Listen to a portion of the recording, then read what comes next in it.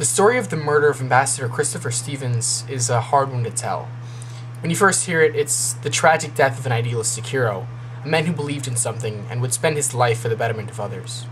It's the story of compassion and understanding and peace falling to violence and hatred, and a story of trust only being the first step towards betrayal. But I refuse, as I'm sure Ambassador Stevens would have, to see it this way.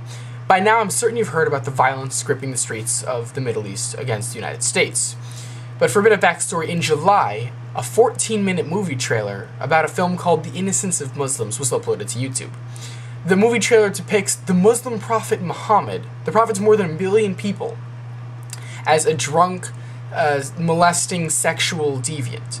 And rumors surfaced around the Muslim world a few weeks ago that the film would be shown en masse to the American public the week of September the 11th. Naturally, this was incredibly outrageous, and angry mobs formed all around the Muslim world against the United States. These angry crowds attacked and stormed American buildings, embassies, and consulates all around the Middle East. In Benghazi, Libya, the city that was the heart of the revolution that overthrew the dictator Muammar Gaddafi in the Arab Spring, protesters attacked the American consulate where the Ambassador Stevens was hiding. They stormed the building, shot his guards, some of which who happened to be Libyan, and set the building on fire. Ambassador Stevens, surrounded by such an angry mob, had nowhere to go and could only hide inside. His body was dragged out of the burning building hours later, but by then he died of smoke inhalation. The United States has since declared the attacks to be a terrorist attack organized by extremist militias under the front of the angry protesters. The root of this crisis, both on the streets of the Middle East and in the hearts of some Americans, comes from a corruption of freedom of speech. There have always been demagogues who could use the right platform to incite hatred or violence. But in the 21st century, we all have a platform in texts and emails and tweets and YouTube videos and messages and all the other kinds of ways we have to constantly voice our thoughts and opinions. Some could use this new global platform to create a video that could appallingly disgrace a religious prophet. Others can use it to incite an angry mob to attack an American diplomat.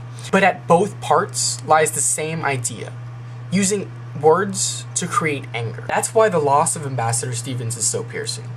Some use his death as evidence to the claim that we should disengage, and that we made the wrong choice in the Arab Spring, and that siding with the people meant turning the entire area over to extremists, and we would have been better off with the dictators.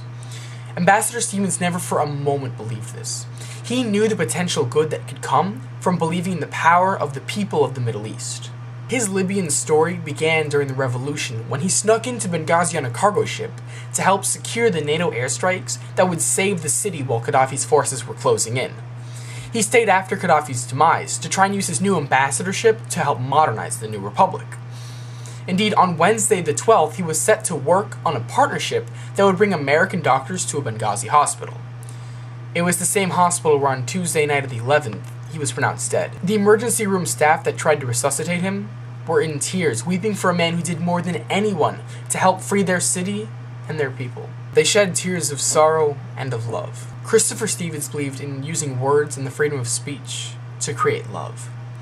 He believed it as I believe it, as in a deep part of human nature we all have the capacity to believe it. And his death and the riots still facing the Middle East are a hard one to tell. But it's a story that we have to repeat to ourselves and to those around us. Because in the end, if we do, only then will this story be the triumph of peace and understanding over hatred.